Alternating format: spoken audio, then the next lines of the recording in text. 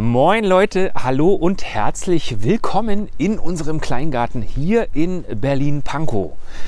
Endlich ist es soweit. Die neue Gartensaison hat begonnen. Wir haben eine Menge Jungpflanzen gesteckt, ausgesät und können sogar schon ernten. Nicht. Nein, es ist immer noch Januar 2022. Der Garten ist grau und wir schauen mal nach dem Rechten.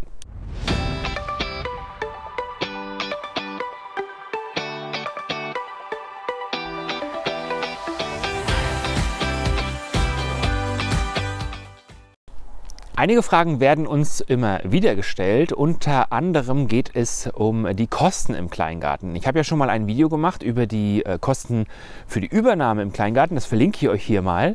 Aber von euch kam auch immer wieder die Frage, was wir denn in diesem Jahr für den Kleingarten so ausgegeben haben. Und ich habe da mal eine Tabelle gemacht und möchte euch mal erzählen, wie viel Geld wir wofür in der Gartensaison 21 so ausgegeben haben. Dazu muss man sagen, das variiert natürlich total stark. Also da die Kosten sind einmal abhängig natürlich von euren ganzen Fixkosten, die ihr habt durch euren Verein, Verband und so weiter, aber auch ja, von euren Bedürfnissen und wie groß der Garten ist. Ne? Also ich denke, dass wir hier schon recht viel für den Garten ausgegeben haben, einfach war auch, weil es das erste Jahr war, weil wir auch zu dritt waren und einfach gesagt haben, okay, wir können da auch, ja, alle Kosten werden durch 3 geteilt. Das ist sicherlich was anderes, wenn man jetzt alleine beispielsweise einen Garten bewirtschaftet. Und man kann da auch durchaus viel sparsamer sein. An manchen Stellen wurde bei uns auch nicht sehr sparsam gewirtschaftet. Unser Rasen hat wahrscheinlich allein schon 5.000 € gekostet. Nein, das ist natürlich ein Spaß, aber so viel Rasensamen, wie Tim darauf gehauen hat, da hätte man wahrscheinlich schon so ungefähr 200 € doch auch sparen können. Das gilt auch für irgendwelche diversen Blumenmischungen, die letztendlich nur von Lotti oder Vögeln gefressen worden sind. Aber ja, genau. Aber ich habe, wie gesagt, eine Tabelle gemacht und erzähle euch mal, für Sachen, wo ich denke, dass man die im Garten auch grundsätzlich schon braucht, wir was ausgegeben haben etwa. So ein großer Posten von über 500 €, also das waren bei uns genau 552 €, auch nur anteilig, weil wir erst im Februar in den Garten gekommen sind, waren Kosten, die wir an den Verein gezahlt haben. Also das Vereinsbeitrag, Verbandsbeitrag, das sind Abwasserkosten, Stromkosten, Gemeinschaftsflächennutzung, es gibt hier einen Technikfonds, also eine Umlage und diverse Sachen. Also an den Verein haben wir 552 € in diesem Jahr bezahlt.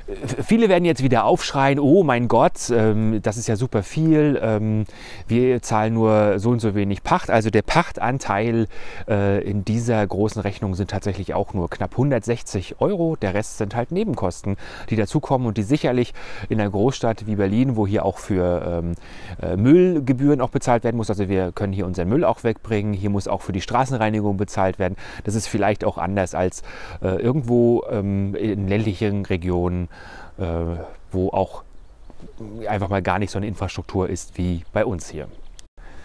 Wir experimentieren gerade so ein bisschen mit unserer Video-Upload-Zeit oder Veröffentlichungszeitpunkt.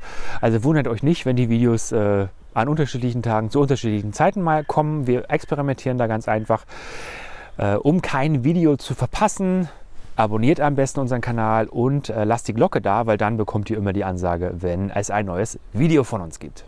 So, hier winterlich grau könnte denn im Sommer tatsächlich auch mal wieder, ich sage jetzt mal, schön sauber gemacht werden. Ja, das ist unsere WPC-Terrasse gewesen, die wir ja in diesem Jahr, nein, im letzten Jahr, nicht im nächsten Jahr, sondern im letzten Jahr verlegt haben. Die WPC-Terrasse, die haben wir sehr günstig bei einem Discounter online bestellt und die hat uns inklusive Versandkosten 630 € gekostet. Das war schon ein ordentlicher Batzen. Wir haben da auch ein bisschen noch was über von diesen WPC-Fliesen, aber wir glauben, das hat sich gelohnt. Die Terrasse ist dadurch auf jeden Fall optisch total aufgewertet und immer noch günstiger als hier irgendwas ja, anderes aus Vollholz oder Echtholz zu machen, was auch derzeit sehr schwer zu bekommen ist einfach mal. Was in keinem Garten fehlen darf, sind natürlich schöne Abgrenzungen, sprich Zäune. Und da haben wir hier zum Beispiel diesen Staketenzaun oder da hinten irgendwie so alten Draht auch noch genommen, der vom... Wobei, den haben wir gar nicht gekauft, oder? Martin? Nein, ich glaube nicht. Nun ja, also für die Zäune haben wir insgesamt etwa 200 € ausgegeben. Das sind vor allem ja diese schönen Haselnuss-Staketen-Zäune. Da kann man natürlich auch sparen, indem man selber macht. Ist natürlich auch mit viel Arbeit verbunden, man muss das Material auch erstmal haben. Aber ja, apropos selber machen, wir haben auch einen Haselnusszaun selbst gemacht. Das hat Martin gemacht und das ist hier zu sehen. Also für diese kleinen Zäunchen hier zur Beetbegrenzung quasi, das hat Martin selbst gemacht und da haben wir einzig und allein die Kordel bezahlen müssen. Ja, das Thema Infrastruktur, Abwasser haben wir hier nicht. Wir haben eine Abwassergrube, also hier geht das Wasser aus unserer Toilette und dem Waschbecken rein und das wird dann abgepumpt von so einem Gülleauto, sag ich jetzt mal, so einem Abwasserauto. Und das war zweimal im Jahr da, hat jeweils 70 € gekostet, heißt also dafür haben wir in diesem Jahr 140 € ausgegeben. Und das Thema Abwassergrube passt vielleicht auch direkt dazu Kompost. Also als wir hier neu rauf sind, haben wir ja Kompost gekauft, um die Beete ein bisschen aufzubessern. Und da haben wir teilweise Kompost in Säcken geholt, bei unserem städtischen Entsorger hier, der das auch anbietet. Aber wir haben auch ein kleines Multicar hier gehabt. Da hat uns jemand Kompost geliefert. Insgesamt haben wir für Kompost etwa 120 € in diesem Jahr ausgegeben. Das war natürlich auch gut oder wichtig für die Hochbeete. Und Hochbeete ist nämlich das nächste Thema. Wir haben ja von diesen Hochbeeten hier, die wir aus dem Baumarkt haben wir 3 Stück insgesamt. Und die haben pro Stück 100 € gekostet, knapp 100 €. Dazu noch das Material, was wir benötigt haben, um das Ganze zu vervollständigen. Also Kaninchendraht unten, Schrauben, Tacker für die Folie und so weiter. Kommen wir nochmal auf ungefähr 50 € für alle 3 dazu. Und dann gibt es das große Palettenhochbeet. Ja? Und da habe ich gerade festgestellt, ich habe vergessen, die Kosten zusammenzurechnen. Das können wir aber schnell mal machen, grob überschlagen. Also es sind 8 Paletten. Ich habe für eine Palette beim Palettenhändler meines Vertrauens, hätte ich fast gesagt, 11 € bezahlt. Leider haben wir gar nicht so viele gebrauchte Paletten irgendwo auftreiben können. Man muss das Ganze ja auch transportieren können. Also hier kam jemand, der die verkauft für 11 € das Stück. Dann haben wir natürlich die Folie kaufen müssen und das Zeug darunter, also den Kaninchendraht. Da sind überschlagen auch nochmal so 50 € dazugekommen. Dann nochmal für die Farbe auch nochmal 20 € ungefähr. Ich rechne jetzt lieber ein bisschen hoch. Und dann haben wir ja Kompost da reingehauen, das habe ich gerade schon erzählt. Der Kompost, der ist da schon, ich sage jetzt mal, mit drin gewesen, bezahlt gewesen. Und noch einiges an Erde und naja, Pflanzen natürlich. Ne? Also, wenn wir jetzt den ganzen Kleinkram, Nägel, Schrauben, oh Gott, da muss man auch mal alles dazu berechnen. Ich würde so sagen, 250 € hat dieses große Palettenhochbeet gekostet. Ich überlege ja gerade nochmal, ob ich euch nochmal ein richtig schönes Video fertig mache mit der Bauanleitung, also wo wir nochmal zurückgehen in das Frühjahr letzten Jahres und wir genau erklären, wie wir das gemacht haben, und da kann man die Kosten sicherlich nochmal ein bisschen expliziter aufführen. Aber so muss man schon ungefähr rechnen. Also auch wenn dieses Palettenhochbeet richtig schön groß ist und auch für uns sich wirklich, wirklich lohnt, es ist nicht so, dass es ein Apfel und ein Ei kostet. Da kommt schon ein bisschen mehr zusammen. Klar, wenn man das jetzt hier in Form eines professionellen Beetes kaufen würde, sage ich jetzt mal so, dann würde man bei der Größe deutlich über 250, 300 € sein. Wahrscheinlich eher so in Richtung, je nachdem, was man verwendet, wahrscheinlich so in Richtung 500 bis 1000 € gehen. Aber ja, genau. Wir haben ja auch noch so kleine zusätzliche Sachen dann ran gemacht, wie zum Beispiel das Kupferband, was gegen die Schnecken helfen soll und ja in diesem Jahr auch ganz gut geholfen hat. Dann diese Einsatzkästen irgendwie, ja, um da Bepflanzung reinzumachen letztendlich. Und die Pflanzen, das ist ja alles relativ schwer kostentechnisch zu erfassen. Aber es lohnt sich definitiv und es ist günstiger als was zu kaufen, was man irgendwo im Internet bestellt. Ja, und jetzt geht's zum Teich. Da steht Martin auch schon und bewundert gerade den Teich. Winke, winke. Ja, und unser Teich war sicherlich mit eines der größten Projekte, die wir in diesem Jahr gemacht haben. Oder habe ich den Preis auch wirklich jetzt nur überschlagen? Dann müsst ihr euch überlegen, was sind da für Kosten entstanden? Also da ist die Teichfolie, da ist dort Kies zwischen noch, um den zu schützen, da ist ein Teichvlies, da seht ihr diese Bewuchsufermatten, da sind ein paar Pflanzen drin, der grobe Kies. Und wenn man das dann alles zusammenrechnet, dann kommt man ziemlich schnell auch auf 500 €. Aber das ist ein ziemlich großer Teich, wie ihr seht. Und wenn man das vergleichbar als Wanne gekauft hätte, also als fertige feste Wanne, wo man ja dann auch immer noch keine Pflanzen drin hat, dann landet man auch schnell bei noch sehr viel mehr Geld. Ich muss mal nachjustieren kurz. Also für Pflanzen, damit meinen wir dann Jungpflanzen oder auch Blumenpflanzen, die schon entsprechend irgendwie so fertig waren, auch Saatgut, haben wir jetzt nochmal überlegt und wir denken, dass wir etwa 1.000 € dafür ausgegeben haben. Also damit sind natürlich auch nicht nur irgendwelche kleinen Kohlpflanzen gemeint, damit ist genauso auch der Pfirsich gemeint, die ganzen Aussaaten und so weiter und so fort. Also 1.000 € denken wir, haben wir schon dafür ausgegeben. Viele Sachen von denen sind natürlich auch nicht irgendwelche einjährigen Gemüsepflanzen gewesen, ja, sondern sehr viele Sachen davon sind einfach auch wirklich Bäume, Sträucher oder schöne Blumen, die uns ein paar Jahre erhalten bleiben. Ja, aber zu Pflanzen gehören ja auch noch so Zusatzstoffe oder Hilfsmittel, die man benötigt. Und ihr wisst, ich bin ein Fan vom Mulchen. Und für Mulchmaterial haben wir knapp 140 € in diesem Jahr ausgegeben. Das heißt eigentlich gar nicht in diesem Jahr, sondern da ist auch schon eine Bestellung von so Strohmulch und Chinagras dabei, was ich jetzt schon im Oktober gemacht habe, was jetzt hier schon steht und auf den Einsatz im Frühjahr wartet. Also wenn wir das abziehen, sind wir wahrscheinlich ungefähr bei 100 € Mulchmaterial, die wir ja, in der ersten Gartensaison ausgegeben haben. Ach, wenn wir beim Thema Teich waren, diese Gartenbank hat übrigens 40 € gekostet. Die hat Tim bestellt. Ah ja, und wenn wir dann schon mal bei solchen ja, Gartenmöbeln sind, wir haben ja diesen tollen Sonnenschirm gekauft, der uns sehr gut vor Sonne und vor allem in diesem Jahr auch vor Regen geschützt hat. Und der Sonnenschirm, der hat knapp 190 € gekostet, ist aber auch richtig gute Verarbeitung. Wie gesagt, Gartenbank waren ja die 40 €. Dann hatten wir diesen tollen Gasgrill und Gaswok. Beides zusammen hat dann 170 € gekostet. Vernünftige Qualität. Ah ja, die Gasflasche habe ich da gar nicht mit einberechnet, weil wir haben dafür ja auch eine Gasflasche, um das zu betreiben. Und Gartenausstattung natürlich super wichtig, unser 3D-Pool. Der hat knapp 70 € gekostet und ja, da haben wir auch so 1-2 Mal drin gebadet. Ah ja, wichtige Ausstattung für unseren Garten auch die Wasserpumpe, die wir ja haben, um hinten den IBC-Tank zu leeren. Das war eine sehr hochwertige, trotzdem günstig geschossen im Angebot damals im Sommer für 120 €. Ja, Angebote sind irgendwie so mein Ding. Ich hatte zum Beispiel ein Rasenmäher mit Trimmer zusammen gekauft. Und es war so ein Akkurasenmäher einer bekannten deutschen Elektromarke zusammen mit dem Trimmer.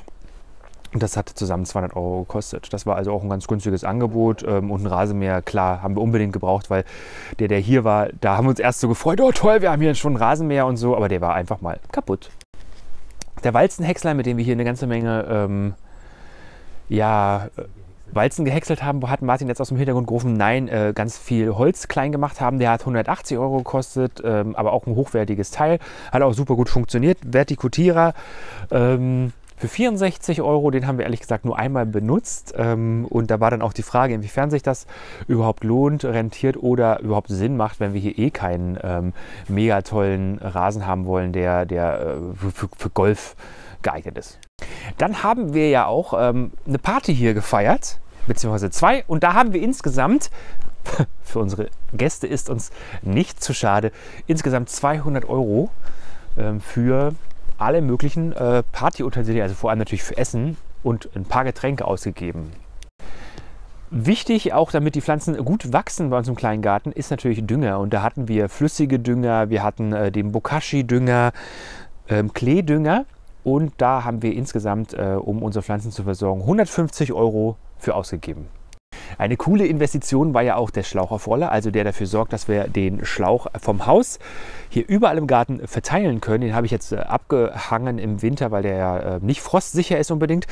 Und für den haben wir damals ja, 62 € bezahlt. Das war auch ein ganz guter und der kostet normalerweise auch deutlich mehr. Habe ich ein Schnäppchen geschossen. Ja, ich bin so ein Schnäppchenkönig. Und das mal noch eine Frage an euch. Also ich bin jemand, der immer gerne nach Schnäppchen guckt, auch gerade antizyklisch kaufen, also Gartenthemen jetzt ganz groß, beziehungsweise sparen kann man jetzt ganz gut. Würde euch das eigentlich interessieren? Also wenn ich mal irgendwo ein schönes Schnäppchen, ob es jetzt eine Gartenschere ist, ein Schlauchaufroller Co. ist, wenn ich die günstig sehe, würdet ihr das bei Instagram, lohnt sich sowieso da immer reinzugucken, würdet ihr das bei Instagram dann gerne in der Story gepostet sehen, damit ihr vielleicht auch zuschlagen könnt? Schreibt es doch gerne mal in die Kommentare. Oder wie ist es mit euch? Seid ihr SchnäppchenjägerInnen oder nicht? Ja, einer der größten Faktoren im letzten Jahr auch mit, also nicht der größten Faktor, aber ein großer Faktor war auch die Entsorgung. Ihr wisst ja, wir haben hier da, wo das Hochbeet hinten steht, so Tannen gehabt, die vom Verein schon weggemacht worden sind, aber den Grünschnitt mussten wir entsorgen, genauso wie auch andere Sachen aus dem Haus. Müll einfach mal, den wir wegfahren mussten zum Komposthof oder auch zur BSR und das hat uns insgesamt etwa 200 € gekostet. Ein wichtiger Posten, etwas, was jeder oder jede Kleingärtnerin auch haben sollte oder auch muss, der Verein schreibt das sogar vor, das ist eine Laubenversicherung, ja, also die das Ganze vor diversen Schäden schützt und die hat uns in diesem Jahr 93 € gekostet. Die ist relativ teuer, aber ist auch eine, die wir genommen haben, die alles Mögliche absichert. Wir wollten da schon auf Nummer sicher gehen. Ach, und dann fällt mir noch ein, wir haben ja einen Grill gekauft, den haben wir gebraucht gekauft von einem Freund, das ist ein guter Markengrill, ich sage jetzt keinen Namen, aber ihr wisst schon Bescheid. Da haben wir 53 € bezahlt, der war kaum gebraucht und wenn ich hier vorbeigehe, gehe ich auch an der Leiter vorbei. Und die Leiter, die hat auch im Angebot knapp 65 € gekostet. Kann man auch teurer haben, aber ja, ist auch so ein Essential, was man einfach irgendwie benötigt. Dann gab es aber auf jeden Fall auch noch ein paar Sachen, wie zum Beispiel ganz zum Anfang habe ich direkt ein Set Werkzeuge gekauft. Also, das war eine Stichsäge, eine Bohrmaschine, eine Flex mit diversem Zubehör, auch ganz gut, alles Akku mit Ladegerät und so weiter und so fort. Das hat auch ungefähr 200 € gekostet oder gut 200 € gekostet. Das braucht man unbedingt. Wir hatten bisher nur einen Akkuschrauber zu Hause, so einen ganz einfachen kleinen, mit dem man mal ein bisschen was machen kann, aber nicht so richtig schön arbeiten kann. Deshalb war das auf jeden Fall auch eine gute Anschaffung. So, das waren so im Großen und Ganzen die Kosten, die wir in diesem ersten Jahr hatten. Wir haben ja doch auch versucht, ein bisschen was einzusparen, also indem wir Sachen abgecycelt haben, wie zum Beispiel diese Steine dort, womit wir auch unser, ich drehe mich aber nicht, schwindelig werden, womit wir auch unser Kräuterbeet eingefasst haben. Die haben wir ja beispielsweise auf einer Baustelle, also da, wo ein Baugrundstück entsteht gerade und ja, noch alte Steine waren, haben wir einfach nachgefragt, ob wir das haben dürfen und am 1. Mai die dann abtransportiert und zusammen mit Katha hier schön was gebaut. Ich verlinke euch auch gerne dieses Video nochmal. Oder auch die Haselnussruten, die wir ja für die Abgrenzung hier genommen haben, ja, die wir von unseren Haselnusssträuchern einmal da haben und aus, jetzt wird schwindelig, aus der anderen Ecke da hinten haben. Also wir versuchen schon, dass wir irgendwie auch Gelder einsparen können, aber das geht leider auch nicht immer. So, und nachdem ich euch jetzt mal erzählt habe, was wir so 2021 an Kosten für unseren Garten hatten, ich bestimmt die Hälfte vergessen habe. Ich kann noch mal kurz zusammenfassen. Stimmt. Also, es ist so. Die ganzen Kosten teilen wir durch 3. Also Martin zahlt einen Teil, Tim einen Teil und ich zahle einen Teil. Wir teilen das alles durch 3. Das ist natürlich eine super Sache und dementsprechend sind, wenn so Posten aufploppen auf einmal, wie die Jahresgebühr, ist halt gleich viel kleiner. Schön. Also von daher, das teilen wir alles durch 3 und das machen wir ganz einfach, indem wir eine App benutzen, in der wir dann immer die Kosten eingeben, also wer das bezahlt hat und wie sich die anderen daran beteiligen. Ja, und daran konnte ich sehen, dass wir, mal abgesehen von von den ganzen Anfangskosten, die ich an dem anderen Video schon beschrieben habe, also schaut euch das gerne mal an, dass wir da insgesamt Kosten hatten von 8.600 €. Also das ist wirklich eine ganze Menge. Das dann pro Person durch 3 geteilt, ja, aber 8.600 € haben wir insgesamt ausgegeben für diesen Garten. Ja, bei diesen Kosten, die ja doch auch so hoch sind, weil es das erste Jahr ist, also sehr, sehr viele Sachen davon kaufen wir halt einmal und danach nicht wieder. Wo man hätte, wie gesagt, auch einiges noch einsparen können.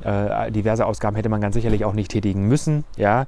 Also keiner zwingt eine Gartenparty zu machen beispielsweise. Aber ja, wir gucken mal und auch im nächsten Jahr werden wir mal werden wir mal runterrechnen, was es gekostet hat, und das teilen wir natürlich dann auch mit euch. So, nachdem wir jetzt aber fertig sind, damit will ich euch noch ganz kurz zeigen, kein großer Gartenrundgang, aber mal zeigen, was sich hier noch so getan hat, weil uns sind so 2, 3 Sachen aufgefallen. Martin, wird kalt, also fährt er jetzt, ne? Ja, dann, wir sehen uns nachher gleich zu Hause, ne? So, und zwar ganz schön vorhin, meinte Martin, im Erdbeerbeet, ja, ihr seht es nicht, aber ich kann es ja mal ein bisschen dichter ran zoomen. Im Erdbeerbeet kommt Knoblauch. Und diesen Knoblauch haben wir im Frühjahr 2021 gesteckt, ja, weil wir da ja das Erdbeerbeet hier so ein bisschen aufgearbeitet haben, und der meinte, ja, da kann man gut Knoblauch zwischenstecken. Jetzt kommt Martin schon wieder. Und das haben wir dann auch getan, und da ist bei vielem nicht so viel geworden. Wir waren ganz schön enttäuscht darüber, aber jetzt kommt er langsam. Und er kommt nicht nur dort, er kommt nämlich auch hier. Das Erdbeerbeet, wer unsere Folgen kennt, ja, der weiß, dass das Erdbeerbeet früher bis fast zur Hundehütte da vorne ging. Ja, also haben wir den Teich jetzt hingemacht, und sehr amüsant, Knoblauch ist ganz schön stark, der kommt da einmal durch und da hinten an der Ecke kommt auch Knoblauch durch. Also selbst zwischen dem Kies hier wächst noch Knoblauch am Teich. Wir sind sehr gespannt. Ja, ansonsten, das ist der Knoblauch aus dem Pflanzsack. Das läuft ja auch ganz gut, und mittlerweile auch hier im Beet der Knoblauch ist zu sehen, und wir hoffen, dass wir da eine reiche Ernte haben werden. Und dann habe ich euch ja zuletzt erzählt, dass wir eine Reise machen wollen. Und ja, jetzt kurz mehr dazu. Also Mitte Februar geht's los. Für mich als allererstes 2,5 Wochen alleine geht's nach Thailand. Das ist derzeit ja auch ohne Quarantäne möglich. Gibt da so ein Sandbox-Modell, an dem oder über das ich dann einreisen werde. Und einige von euch haben gesagt, sie werden auch daran interessiert zu sehen, wie ich da reise, oder auch später Martin, der dann Anfang März nachkommt. Insgesamt sind wir dann bis Ende März dort vor Ort, und ich nehme da gerne Videos für euch auf. Das wird dann aber nicht auf diesem Kanal ausgestrahlt, sondern auf einem anderen. Und den gibt es zwar schon, da ist aber noch nicht so wirklich viel zu sehen, also wird das später nochmal bekannt gegeben. Schreibt auch gerne nochmal in die Kommentare, wenn ihr daran Interesse habt. Dann wird das in einem der nächsten Videos so ein bisschen verlinkt, und ich kann euch schon mal sagen, Flüge sind gebucht, Visum beantragt, es läuft, und ja, wenn euch das interessiert, wie gesagt, schreibt es gerne in die Kommentare. Ansonsten sehen wir in den letzten Tagen immer mal wieder die ersten Aussaatvideos von anderen Garten-YouTuberInnen. Ja, also bei uns ist noch nichts ausgesät, und wir werden auch mal schauen, wie wir das machen, weil wir ja nun wirklich auch viele Wochen nicht da sind. Wir wissen schon, dass wir Unterstützung von FreundInnen bekommen in Bezug auf die Anzucht, ja. Weil wir werden sicherlich auch eigene Sachen machen, auch vor allem dann Sachen, die dann besonders spät auch gemacht werden können erst, also wenn wir Ende März zurückkommen. Aber ja, mal gucken, ob wir demnächst auch mal, was ein Aussaatvideo angeht, schauen können, was andere Leute, die schon früh anfangen mit der Aussaat, so zu bieten haben. Also habt ihr schon eure Anzuchtstation aufgebaut? Dann schreibt es doch gerne mal in die Kommentare. Ansonsten unser Tipp, bleibt ganz entspannt, das Frühjahr kommt früh genug, und ich habe letztens erst ein Video gesehen, das war eine Britin, glaube ich, die dann sagte in Bezug auf die Aussaaten, macht euch nicht so viele Sorgen. Im Frühling können so viele Pflanzen richtig, richtig gut aufholen. Ganz oft ist es sogar ihre Erfahrung gewesen, dass die Sachen, die sie zu früh ausgesät hat oder angezogen hat und die dann in der Wohnung stockten, weil sie nicht raus durften, raus konnten, weil es noch zu kalt war, dass die gar nicht so kräftig waren und dass die Sachen, die sie dann rausgebracht hat oder auch ausgesät hat, dann, wenn das Wetter das halt wirklich zugelassen hat und das Wetter gut war, dass das oft Sachen waren, die viel besser gekommen sind und auch richtig aufgeholt haben. Also macht euch nicht so verrückt. Wir kennen das selbst, uns kribbelt es ja auch in den Fingern. Nicht umsonst sind wir heute hier im Garten gewesen. Aber ja, macht mal sachte. Ja, der Frühling kommt früh genug. Ihr habt euch ja auch Outtakes und witzige Videos gewünscht. Das ist in der Mache. Ich bereite da einiges vor. Der Winter ist ja auch noch ein bisschen länger, also wo hier nicht so super viel passiert. Also wir haben da einiges an Material für euch vorbereitet. Das ist wie gesagt in der Mache. Das wird dann einfach mal rausgeschossen. Ihr habt da Bock drauf und das freut uns natürlich sehr. Das war's für heute aus dem Grauen Kleingarten hier in Berlin-Pankow. Ich hoffe, es hat euch wie immer Spaß gemacht. Ihr habt ein bisschen was erfahren können, was wir für unseren Garten in diesem Jahr ausgegeben haben. Was gebt ihr denn so in jedem Jahr in eurem Garten aus? Ich weiß, über Geld spricht man nicht, mehr oder weniger. Könnt ihr ja mal machen, ob es mehr, ob es weniger war oder vielleicht habt ihr auch einen Betrag parat, den ihr nennen wollt. Dann schreibt es gerne in die Kommentare. Ansonsten freuen wir uns auch über alle anderen Kommentare. Daumen nach oben und empfehlt uns weiter. Wir sehen uns beim nächsten Mal.